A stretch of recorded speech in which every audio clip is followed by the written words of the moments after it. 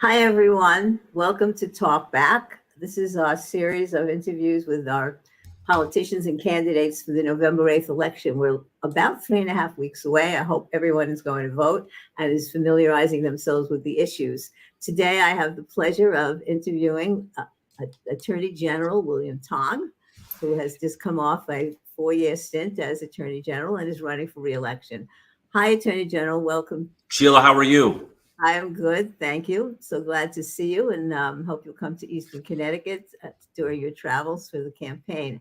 So there are so many. I've got a list of like 10, 11, 12 things after looking at your press releases and reviewing everything that's been happening. But when I come back to what's the most important thing in our country today that you have some input in and part of the conversation, it really is, after listening to those hearings yesterday in DC, it really is the threats to our democracy and the saving of the rule of law in this country. I want you to address that first, because it really is a number one topic, isn't it? So thank you, Sheila, and it's great to be back on Talk Back, and I look forward to doing this in your studio sometime soon. We just couldn't make it happen this time, but we'll be back in Eastern Connecticut and back in your studio as soon as we can. So one of the toughest moments that I experienced as Attorney General in my official work is when 18 Republican attorneys general, my colleagues, many of them my friends, went to the U.S. Supreme Court seeking to overturn the results of the presidential election. And it was shocking that they would do that after the election was decided. And I had to rally my troops, and we went to the Supreme Court to oppose them, and we were successful that time. And I think all of us know that we got very lucky that it wasn't worse than it was in 2020. And people ask me, was it really that bad? And the answer is yes. There was not only a plan by my colleagues to go to the Supreme Court to seek the Supreme Court's assistance in overturning the election, but there was a plan hatched by the former president to go to states that had been won by President Biden, but that were controlled by Republican state legislatures, to get those state legislatures to appoint electors to the Electoral College that were going to vote for President Trump, notwithstanding the popular vote result in states like Pennsylvania, Wisconsin, Michigan, Nevada, Georgia. And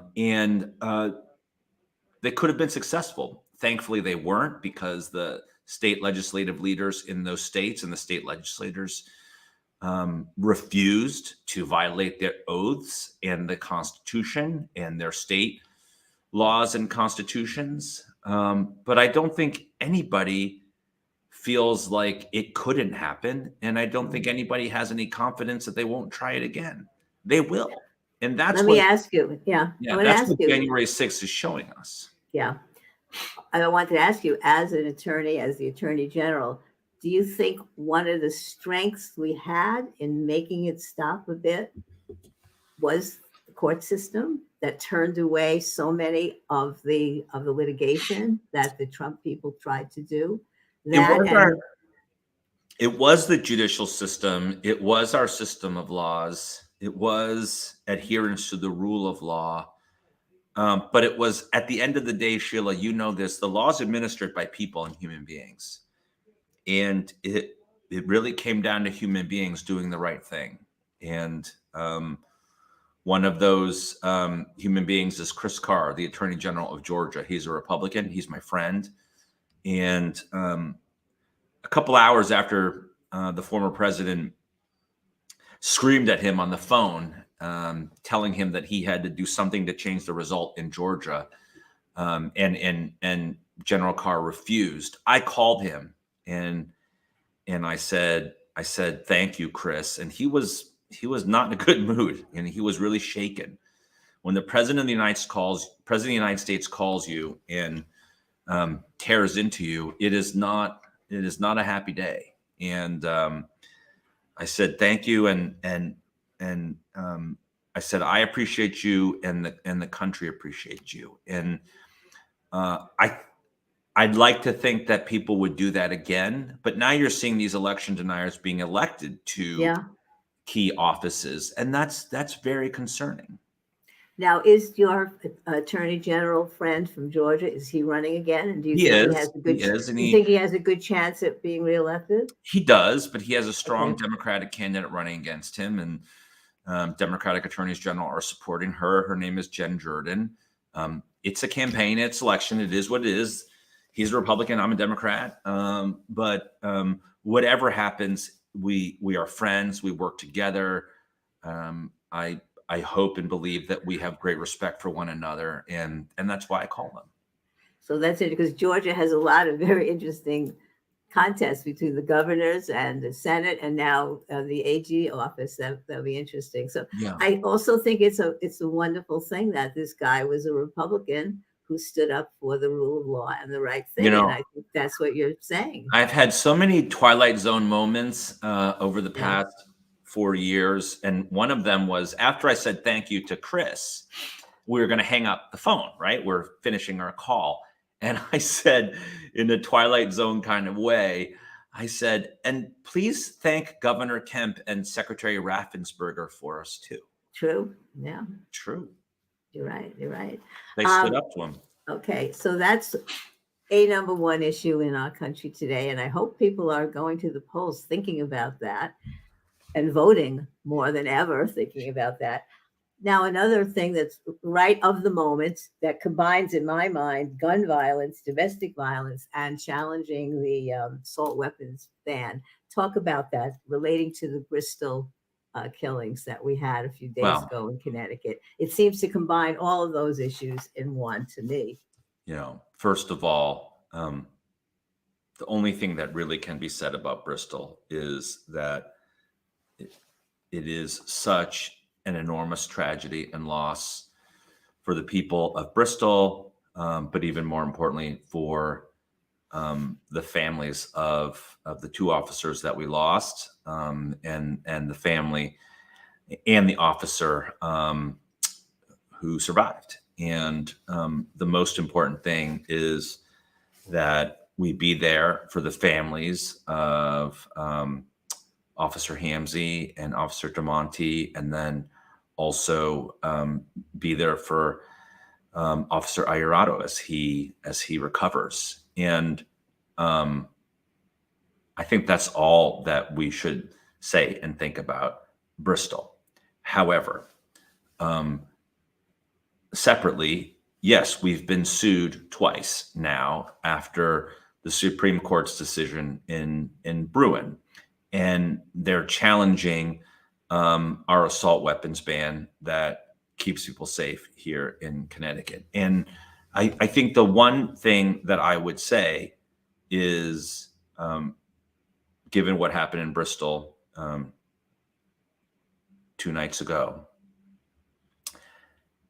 gun laws don't just keep us and our families safe, citizens. Gun laws keep law enforcement safe. And to be against our state's gun laws, in my view, is to be against public safety and against law enforcement. Right. What do you think, knowing the makeup of the current Supreme Court and what they've already decided on gun cases, especially the one recently in New York, what do you think of the chances of the assault weapons ban going up to the court and what they might do with that? I have a high degree of confidence that our assault weapons ban is constitutional and will withstand legal scrutiny and constitutional muster. I don't think that the Bruin case changes that. And I do think, and I'm very confident that we will survive any challenge under the new standard articulated in Bruin. We've survived challenges. The assault weapons ban has survived federal court challenges under a different standard, but I have no reason to believe that it won't survive under the new standard. The Supreme Court was pretty clear in Bruin that it felt and feels that Connecticut's gun laws are sound and constitutional. So I think the fairest thing to say is I don't know, because no one can know until you litigate it and you go before a court and they make a decision. And I suppose that there is some risk that Connecticut gun laws might be modified, or that the Supreme Court may come to a different decision, but I don't think so. Okay, well, I hope you're right. I hope you're right. Because people forget to talk about the fact that even Scalia, in his decision, right, said that everything that gun regulation, reasonable regulations are necessary and accepted. Well, not only Scalia, but also Alito. Right. Now, Okay. the challenge, of course, is that, and I'm not saying things that aren't factually true, the challenge is that the justices, for example, many of them in their testimony, in their confirmation hearings, gave the distinct impression that they would honor the precedent of Roe versus Wade, and led us to believe that they considered it to be settled law, and that while we didn't have any expectation that they wouldn't address it or frankly change or modify the holding in some way or another, the distinct impression they left with the American people was that they would not disturb the fundamental holding and the right to an abortion, and then they did. So Justice Alito also said in one of the seminal cases, I can't remember whether it was Heller or McDonald, but one of the two big gun cases before Bruin, he said that, like Justice Scalia, that there clearly is a role for states to prevent gun violence and to enact reasonable restrictions on gun ownership and gun usage. But he's changed his mind before. Okay. Getting back to the Roe versus Wade that you just alluded to, your office is doing something, setting up a kind of a hotline for people. Would you explain that? So as you know, Sheila, I work very closely with my fellow attorneys general almost every single day. Our staffs are in constant communication.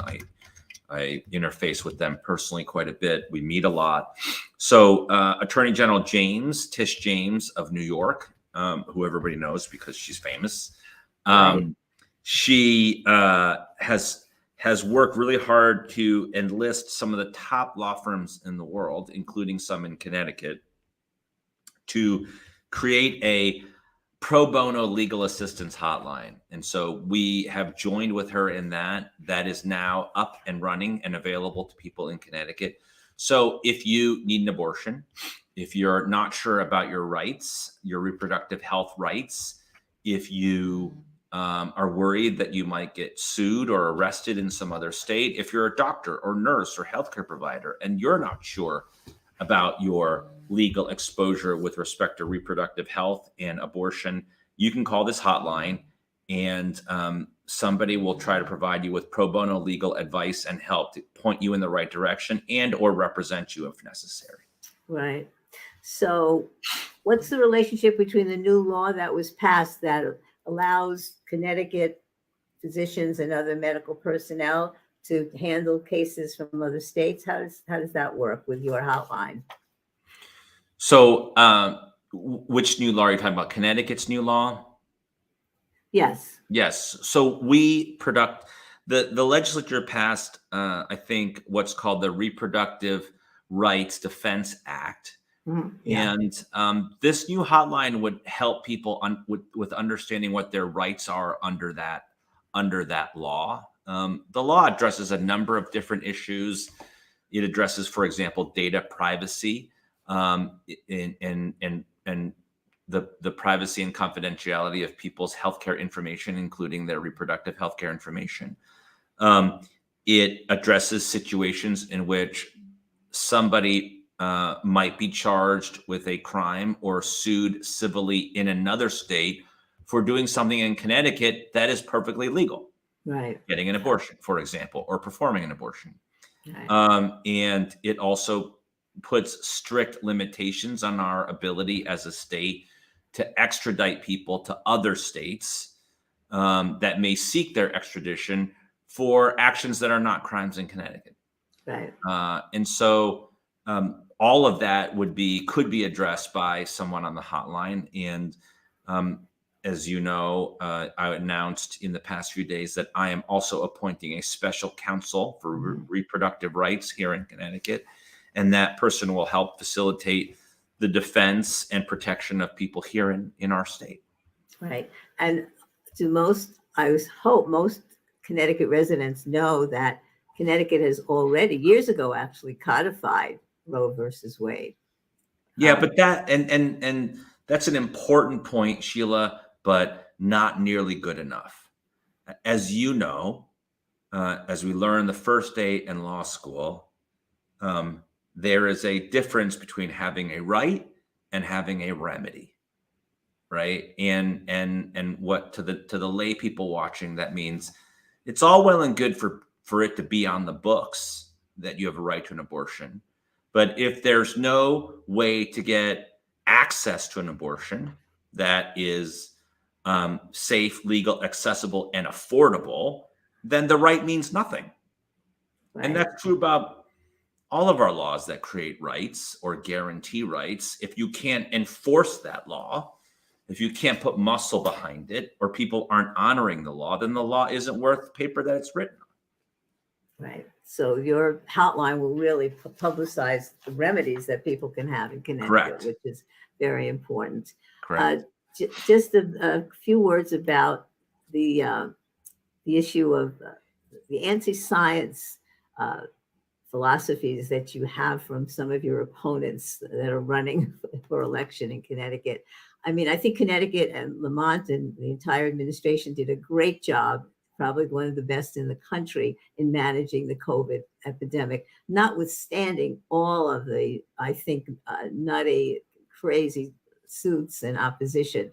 So talk about that. How do we, I don't think ever before in public health history have we had people questioning the science and not following the public health guidelines of the state. There's so much to say about this. And let me just say, first of all, the governor is going to be reelected. And the governor is going to be reelected because people know that he was strong, decisive, thoughtful, and he made good judgments in the worst public health crisis of our lifetimes. Now, I have argued and would argue that when we get beyond COVID, that the opioid and addiction crisis is the worst public health crisis in America, and it is. And we can talk about that because you know I'm very active. That's next on my list. On that crisis. But the governor demonstrated great leadership over these last 3 years. And I think there's little question that the people of the state support him by an overwhelming and wide margin. Poll after poll demonstrates the strong support there is for the governor, and it's not even close. So I don't say that to be too proud or haughty. I think it demonstrates that people understand that we were looking into the darkness when COVID started. They understand that. I mean, let me just take you back to March of 2020. That was an extraordinarily scary time for all of us. Nobody knew what the hell was going on. All we knew in Connecticut was that we were sandwiched between New York and Boston, right? Two of the most important financial markets in the world and international ports and gateways. And that if there was a global pandemic, that there was the high degree of likelihood, and it came to pass, that transmission could happen through New York and Boston, right? Because there's so much travel through those two places, and we're sandwiched right between. We were one of the hardest hit states in the country, and the governor relied on not just his judgment, but on science, on doctors, on public health professionals. And because of that, we saved a lot of lives. A lot of people died. More than 10,000 people died in this state. And that is a staggering number by any measure. But we saved a lot of lives too. And I think that's due in large part to the governor and the state's reliance on science and doctors and professionals, public health professionals. A lot of people who didn't believe in science refused to take vaccines, refused to wear masks, got sick, and have died. You That's a think fact. it's not that they didn't believe in science, but it was a tribal political thing. Science to what to I'm hell not sure with that science. I think that's a distinction without a difference. Yeah, but You know, yeah, whether it was tribal, they just bet their lives yeah, on not wanting to wear a mask or take a vaccine. I mean, we've been taking vaccines forever, right? You're not going to take the polio vaccine or a smallpox vaccine. I mean, give me a break. right. I have to ask you, I'm looking behind you. Is that a photograph or a painting? And what does it signify? Who is that young man uh, and dog? What is that for? Tell us about it. That dog's name is Freckles, Uh-huh. and Freckles was Senator Robert Kennedy's dog. Is that Robert Kennedy? Yeah, that's Oh, I that's can't see him that's from a distance. that's Senator Kennedy. Right after he wins the Oregon primary, and as you know, he wins Oregon, he goes to California, and he's assassinated. Oh, I know. Oh, and so is that a painting? No, it's a print of a famous photograph. A print of a photograph. It's Yep. great. Well, I have to tell you that um, I date myself, but in 1965, when I graduated Queens College, Senator Robert F. Kennedy was our commencement speaker. And I've got photographs to prove it. That was amazing. But yeah, that's great. So he's a hero of yours, obviously. is. You wouldn't have He put that is. in there. That's terrific. For a variety of reasons, but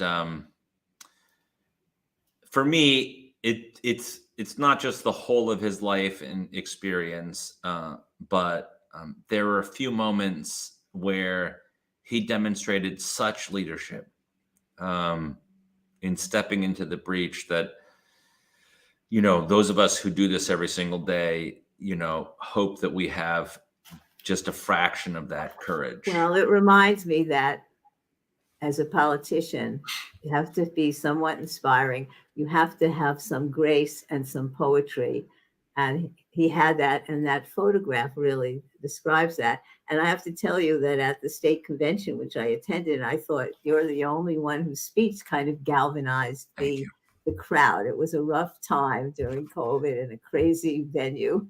And I appreciated your speech the most. But I think, yes, I think we need some grace. We need some poetry in our politics. And the Kennedys gave us that. They did. I hope He did. you will. So let's get back to some of the other issues. Yeah, you mentioned opioids, the drug issues, opioids, the e-cigarettes, vaping. Talk about how your job as AG is to help the consumer and the people, young people, in all of these issues. So it is hard to overstate the damage that the opioid and addiction industry has done to Connecticut. We are in the language of the opioid crisis, we are a small but hard hit state. And what that means is a lot of people have died. Almost 1,500 people every year. That number keeps going up. It does billions upon billions of dollars in damage. Some economists estimate as much as $10 billion a year in damage to our state. And it's 1,500 families that are not just missing somebody at the holidays, but are utterly wrecked by this crisis.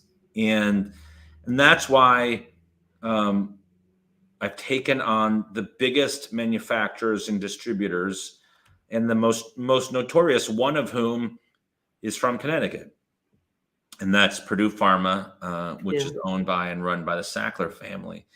And these are Purdue's in Stamford. The Sacklers are in and around the area in which I live. And people ask me, well, William, what does that mean to you as the home state attorney general? And Sheila, I think they expect me to make some sort of homer comment, like in support of Purdue. And what I say is it means that I have a special obligation to be aggressive. And so you asked me before we got on this interview, before the camera started rolling, how much of my time I spend doing this or that. But I spend the most of my personal lawyer time in my office on the opioid and addiction crisis. Really? And we've recovered now more than $40 billion from the opioid and addiction industry. Wow. Wow. And you did that in combination with other states, With meaning other with attorneys other attorneys general. general? Yeah. And Mhm. so the biggest one was the settlement with the three major drug distributors, AmerisourceBergen, Cardinal, and McKesson, plus Johnson & Johnson. Purdue Pharma is going to pay $6 billion, and you add that and a host of other manufacturers, and you get to 40 billion, which is second only to the recovery against the big tobacco companies more than 20 years ago. Right, right. So do you think that these terrific financial remedies will change behaviors, will change the way our young people are attracted to these drugs? I mean, isn't Well, that the big it's question? a It's couple wonderful to things. get a recovery, but what's the next step to get cures? So most of this money will go to treatment and prevention. Yeah. And so I do think it will have a direct and important impact on people. I think it's important to talk about who is suffering. It's not just young people. It's not people who fit that paradigm, the old paradigm of, you start with a gateway drug and you move into harder drugs, and then, it starts as recreational and then you end up abusing drugs. That really doesn't apply here. I think a lot of, maybe it does in some places, but most of what happened here is that people were prescribed medicine because they were in pain. So either they had an injury from sports, or they had post-operative pain, after surgery. And what happened here is the drug makers purposefully pushed out too much medication in doses that were much too high for people, and they got addicted. And they did that knowing people would get addicted to these opiates. And then what happened was, after they went out and got all these people addicted, after law enforcement like me went after them, they started to constrict the supply of pills.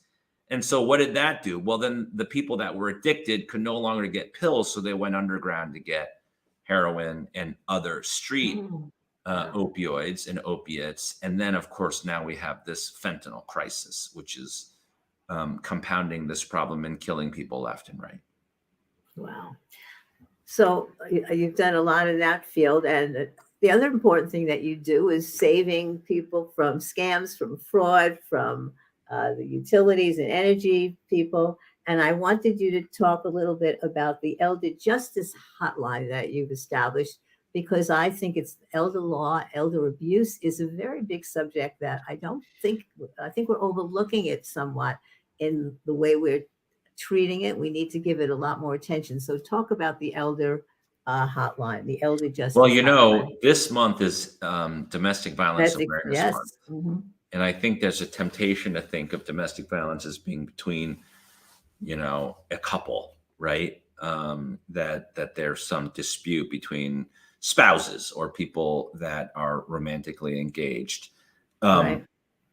And they don't think about how domestic violence applies to violence and fraud and abuse committed by relatives, by close relatives, very often seniors who are victims of abuse, financial, physical, or otherwise, Right.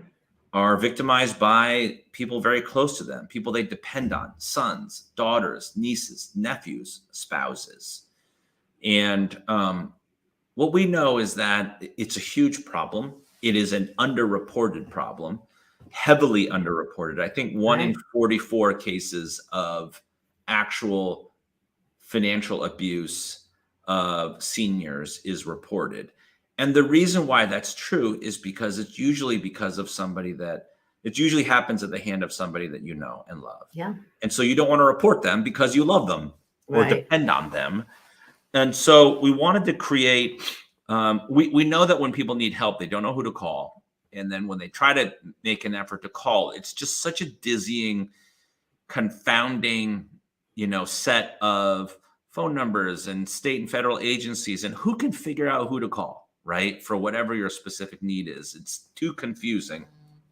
So we set up a hotline in my office where we are the one-stop shop. If you have issues, if you or somebody you know is a victim of fraud and abuse, and you or somebody you know is a senior citizen, you should call our hotline, which is, I'm reading it right now, 860-808-5555, 860-808-5555. And we will help you. You can call us and we'll help you figure out who you need to talk to and who can help you. And that way, you don't need to go looking everywhere in the world for help, but you can start with us and we can try to make it happen. And I also see that you're engaging with senior citizen places, right? Senior centers around the state. I got to come out your way and do one out in Norwich or something. Norwich, Colchester, right.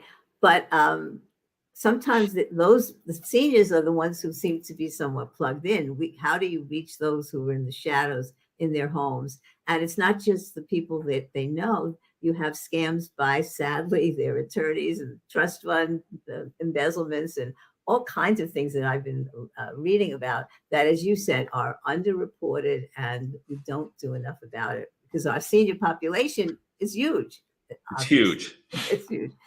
So I hope that does well. And here in Eastern Connecticut, I'm very involved in Safe Futures, and we're taking a special look at elder abuse also to try to.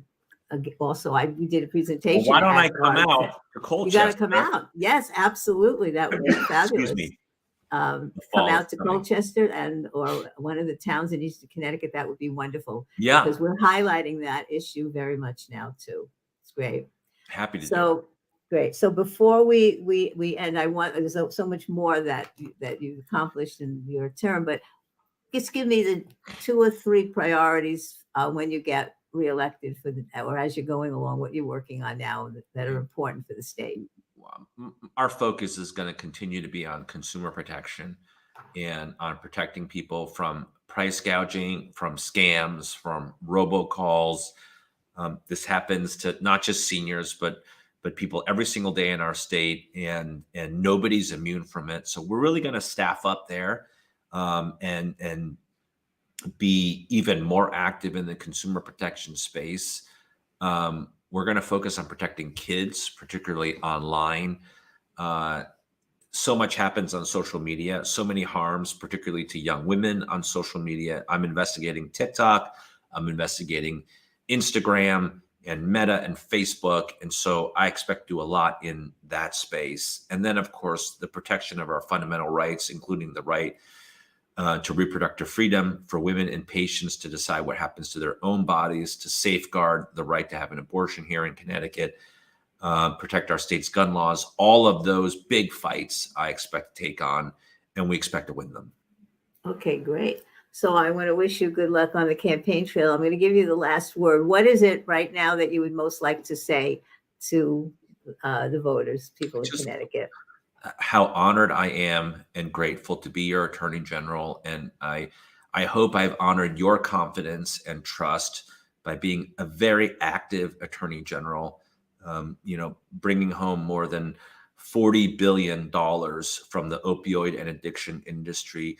Hundreds of millions of dollars of that settlement will flow into Connecticut to pay for treatment and prevention. And I'm honored to do this work every single day. Okay, wonderful. Thank you so much, Attorney General Tong. Thanks, Sheila. Good luck. We'll see you soon. And thank you, everyone, for watching Talkback. See you next time. Our next guest will be Lieutenant Governor Susan Bisowitz. Bye. Bye-bye. Yeah, bye-bye.